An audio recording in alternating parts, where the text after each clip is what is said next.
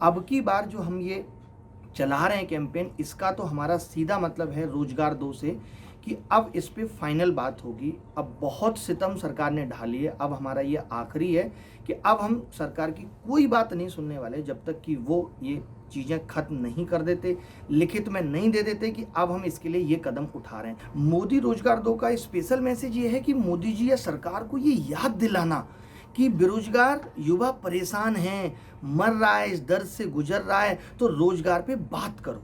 अब एक दिन में रोजगार तो दे दी नहीं जाएगा, इसका मतलब है कि रोजगार पे बात करो। जो एग्जाम आप फेयर नहीं करा पा रहे, हम उन समस्याओं को बताएंगे ना। एसएससी और सीजीएल का जो मामला है, ये क्या मामला है और आप हमारे व्यूअर्स को थोड़ा आसानी से समझाएं। देखिए 2013 की बात से ही 2013 में पेपर कैंसिल हुआ, फिर दोबारा हो गया, वो चलिए 1-1.5 साल उसमें लगा, फिर लगा कि अब सब कुछ ठीक हो जाएगा।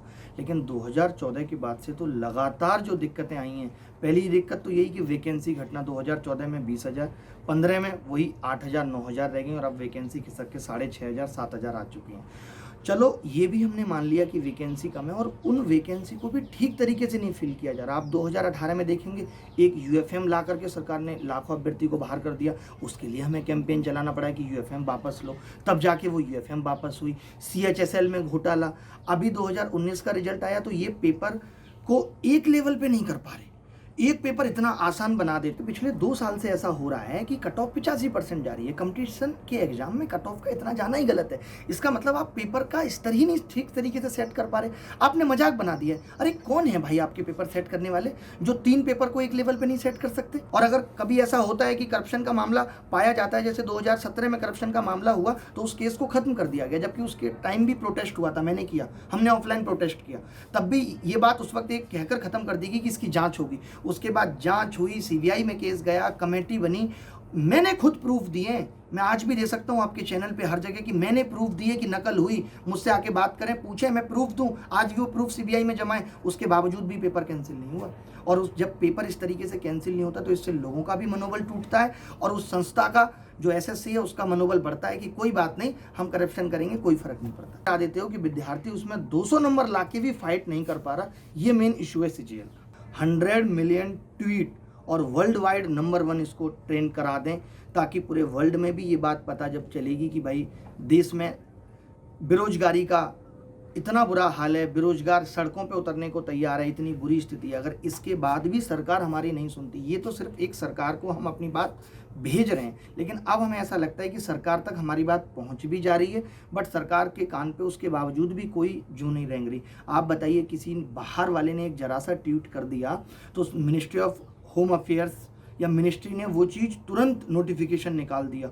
और इतना युवा आज इतने ट्वीट करा रहा है, लाखों करोड़ों ट्वीट हो रहे हैं, क्या एक मिनिस्ट्री ऑफ एजुकेशन या भारत सरकार ये नोटिफिकेशन नहीं निकाल सकती कि हम आपकी बात पे भी गौर फरमा रहे हैं और इसको जल्दी से जल्दी सॉर्ट आउट करेंगे? कोई ध्यान नहीं है। मतलब सरकार इतनी ढीठ हो चुकी है कि वो सुनने के बाद भी उस पर कोई एक्शन लेने को तैयार नहीं है। सरकार को ये दिखता है अभी बिहार में चुनाव है, वहां जाके क्या घोषणाएं करनी है, अभी बंगाल में चुनाव है, वहां जाके क्या घोषणाएं करनी है।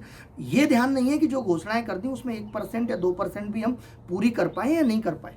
और जैसा कि मन की बात को डिसलाइक करने वाला जो मामला था, वो कहा जाता है कि आप ही का वो कैंपेन था। हाँ, मैंने ही वो कैंपेन शुरू किया था कि भाई मन की बात को ही डिसलाइक करो। हमारा ये था, उससे पहले मैंने एक वीडियो बनाई कि बहुत हुई मन की बात, मोदी जी अब करो रोजगार की बात। मीडिया हमारी बात को उस वक्त नहीं सुन रहा था, नहीं दिखा रहा था, तो हमने कहा अगर मन की बात को जितना डिसलाइक कराया जाएगा तो लोगों की नज़र आएगी कि ये हुआ क्यों है। जैसे अभी ये मोदी रोजगार दो हमने ट्रेंड शुरू किया तो लोगों की नज़रों में आया कि अच्छा ये प्रॉब्लम है देश के अंदर, और हम बात बहुत सत्यता के साथ रख रहे हैं, प्रूफ्स के साथ रख रहे हैं कि लोग परेशान हैं। हमसे पूछिए, आपको पता चले, हम दिखाएं लोगों के मैसेज, हम दिखाएं लोगों के मेल।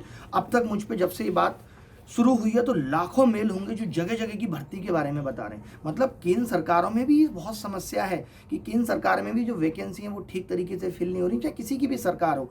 बट बात यह है कि जब ये देश में लोकसभा चुनाव हुए तो मात्र लोगों ने वोट मोदी जी को देखकर दिया था और हर जगह यही कहा था मोदी है तो मुमकिन है, मोदी जी हैं तो सबका साथ सबका विकास। तो जब वोट मोदी जी को देखकर दिया, जब प्रधानमंत्री मोदी जी के नाम पे बनाया गया, जब देश की सरकार का नाम बदल के मोदी सरकार हो गया, तो फिर बेरोजगारी पे बात मोदी जी से क्यों ना हो। एक्चुअली क्या हो गया ना कि लोगों ने मोदी जी के आने पे इतनी तारीफ कर दी थी कि अब मोदी जी ये करेंगे, अब सबके अकाउंटों में इतना पैसा जाएगा, पेट्रोल का दाम 35 रुपये आ जाए। इतनी लोगों ने हद से ज़्यादा तारीफ कर दी थी कि अब लोग उस प्रॉब्लम को या उस बुराई को बोलने से डर रहे हैं, जो डर है। लेकिन ये रिदम टूटेगा, मेरा भरोसा है, मेरी इंट्यूशन है कि हम इस चीज़ को तोड़कर रहेंगे। आज मीडिया ने भी अब बोलना शुरू कर दिया है कि महंगाई पे लगाम लगाओ, लोग भी बोल रहे हैं और ये आगे आने वाले समय में ये प्रॉब्लम और बढ़ेगी। और देखिए दिक्कत क्या है, क्या लोगों को मोदी जी से दिक्कत है, क्या लोगों को सरकार से दिक्कत है? नहीं।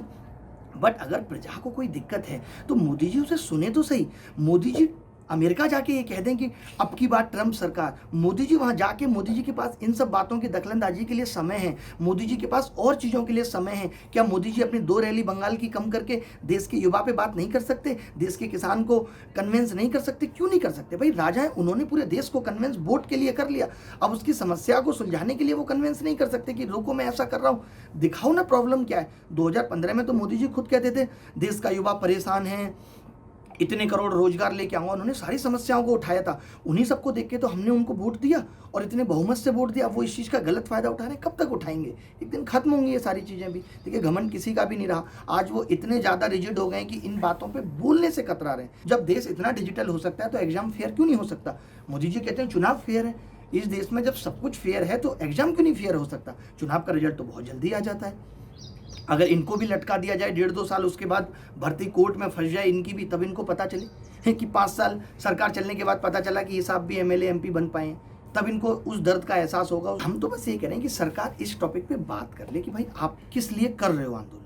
आप टोटल 2 करोड़ दे दो 5 साल की सरकार में, लेकिन वो रोजगार होना चाहिए। ये नहीं कि आपने स्किल इंडिया के तहत किसी को ट्रेनिंग दे करके एक दर्जी बना दिया, आप उसको भी रोजगार में काउंट कर रहे हो। तो दर्जी तो इससे पहले भी हुआ करते थे। तो ये सब चीज़ें नहीं चाहिए हमें। हमारा मतलब ये है कि वास्तव में रोजगार दो। जो संस्थाएं हैं जैसे यूपीएससी है, एसएससी है, अब इन्होंने सीईटी लाने की बात कर दी, तो सीईटी की प्लानिंग क्या है? मतलब सरकार इन बातों को शेयर करे, ट्रांसपेरेंसी लाए। डिजिटल इंडिया का मतलब यही है कि कैसे आप उन वैकेंसी को फिल करोगे, कैसे आप करप्शन को खत्म करोगे। आप एक डिपार्टमेंट बनाओगे जो इस बात की, जिसकी लाइबिलिटी होगी कि एग्जाम में करप्शन ना हो। कल को आवाज़ उठाने के लिए हमारे पास वो डिपार्टमेंट या वो मिनिस्ट्री होनी चाहिए जहाँ पे हम कह सकें 10,000 लोग जाके कि भाई इस एग्जाम में धांधली हुई है। आज बात बात पे हमें सरकार को पकड़ना पड़ रहा है, ये ना करना पड़े हमें।